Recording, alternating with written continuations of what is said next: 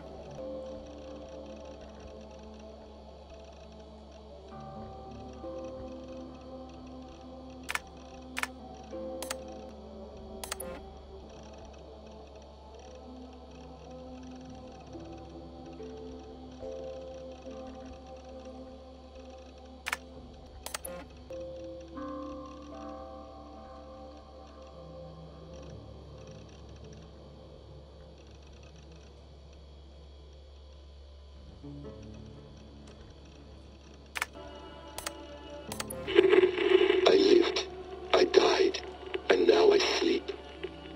And in my sleep I dream. And in my dreams I see an end to the doom that will grip the earth once again. Find the wolf-kissed. Find the mad one. Find me. And save us all from another death.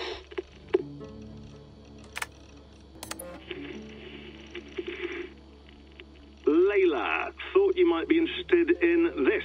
Conversations that Bex and I had with Desmond back in 2012. December, I think. Just candid talks, that's all. We didn't square any circles or write any beat poetry. But he did have some interesting insights into his time in the Animus and what it means to be an assassin. Anyway, have a listen. You might find you and he had similar experiences, so, well, let me know what you think. Unless it's to tell me I sound like a total prat in these recordings. If that's the case, just say nothing. I mean, I did have a slight cold at the time I recorded these. That's probably why I sound odd. Anyway, okay, I'm done anyway, so turn off. Turn off. Oh, it's actually just a button. Sorry, here we go. No, come on, Sean. Turn that thing off. Oh, hold on. I like what you said there. I want to get this for posterity. Say it again, nice and loud. Seriously? Sure, come on. If nothing else, it'll give me leverage with your old man. Ah, that's your angle. Nice. What I said was, I wish I hadn't been born into the Assassins. I wish I had chosen this life. Is that good enough? Sure, but why is that? Because choice is the central idea of our creed. It underpins everything, right? It's about free will. It's about seeing the evidence before you and saying, yes, this is what I want. Or, no, this isn't for me. But when you're born into a group like this, or any other, like I was, you get mixed signals. You get told over and over again, this is what we believe. These are the rules. This is reality. No deviation. And if you question it, oh, they look at you like you killed a puppy. That's hardly free will. It's a weird irony when free will is your central belief, but nobody wants you to believe otherwise. I don't know how to say it exactly, but I always thought there was something self-destructive about our creed. If free will is the most important moral guidepost we have, we should be free to ignore it. To choose submission, for example. You know what I mean? Like, we should be free to side with the Templars. If it's really my choice, I could do that. Right. It's almost self-refuting. A democracy could democratically elect a dictator or choose to get rid of democracy altogether. Within our creed is the seed of its own destruction. That's what makes it powerful, I think. And fragile. Right. The more freedom you have, the more risky it is, you know? Anyway, my dad has mellowed over the years, but he was strict when we lived on the farm. He ran a tight ship. I never got the impression that I was free to choose my path forward. Our creed, our tenets, they were drilled into my head. By the time I was a teenager, I was following these rules out of a sense of duty. This was just what we did. That happens to a lot of organizations over time. The stagnation sets in, you know? The fundamentalism. Yeah. Following the rules becomes more important than achieving whatever goal you set out for yourself. And people start to lose sight of the reason the rules exist. That's called deontology, or a form of it. Following a rule for its own sake and not for the consequences it has. Yeah, but that feels backwards, doesn't it? Well, I think so. Following a rule is the easy part. Praying, taking a sip of wine, munching on a wafer. Rituals that give comfort. But that's just going through the motions. It makes people feel like they're doing something. When the hard work is, well, actually getting off your ass and doing something productive. I think people just want boundaries. Tight boundaries. They want to see the four walls that pen them in. I don't disagree. Anything outside that, anything that makes life more complex, that's scary. That's why I envy you. You chose this life. You went through that process and you decided, yes, I believe in this. Sure. It didn't stop me from being an insufferable know-it-all as a teenager, but I see your point. I would have loved to have been a know-it-all. I knew nothing. Not until you guys found me. Yeah. It wasn't until I met you, and Bex and Lucy, that I knew. I knew I wanted to be an assassin. Oh, thanks, Des. Come here. Bring it in, bud. I don't normally like touching, but we'll make an exception now. I am not hugging you. You sure? Because I smell very nice today. Can you just turn that off? Hold on, I'll just set this here.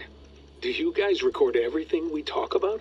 Not everything, but you've been using the Animus so much, I thought this was a good chance to learn some things about prolonged exposure. So I'm your guinea pig. No, my guinea pigs are all dead. The Animus was too much for them to handle. Cute. Can I ask you about the bleeding effect? Any recent flashes? Any memories resurfacing? Yeah, the usual things. Ghost images of Altair and Ezio a few times a day. Nothing intrusive, just brief moments. They pass quickly, almost without me noticing. Like a figure in the corner of my eye. Or remembering a dream from the night before. I did have one extended hallucination a few days ago. It was Ezio. He was older, around the time he left Cappadocia. He was standing on the deck of a ship, alone. And through him, I could feel an intense regret or guilt. And it felt to me like he'd had a loss of faith in himself, in the creed, like he couldn't keep it up, couldn't stay true to his ideals.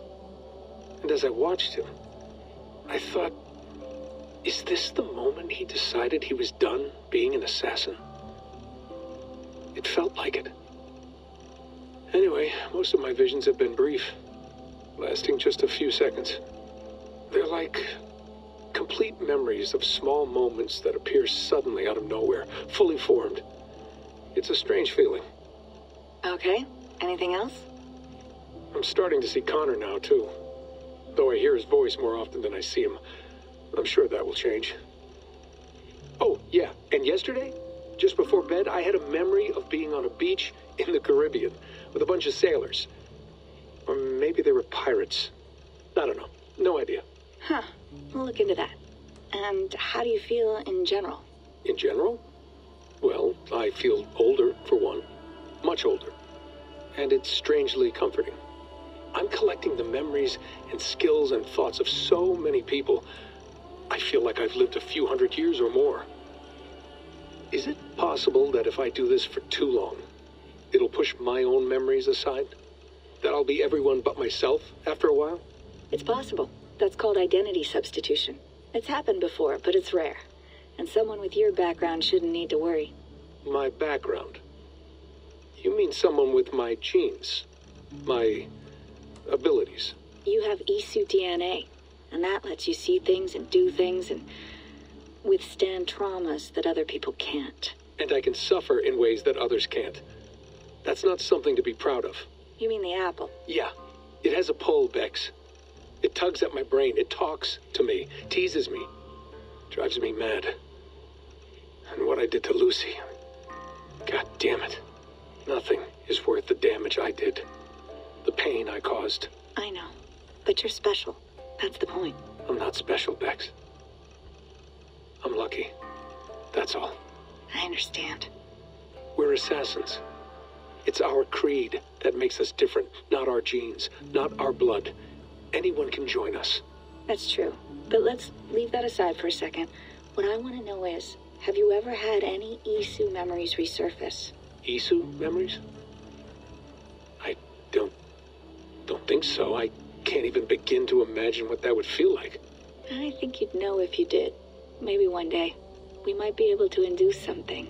Jesus, let's fix the world first, okay? Before we start digging up my ancient ancestors. Deal. With my luck, I'll be related to some third-rate Isu like Sisyphus or something. Way to aim high, buddy. Hey, you gotta.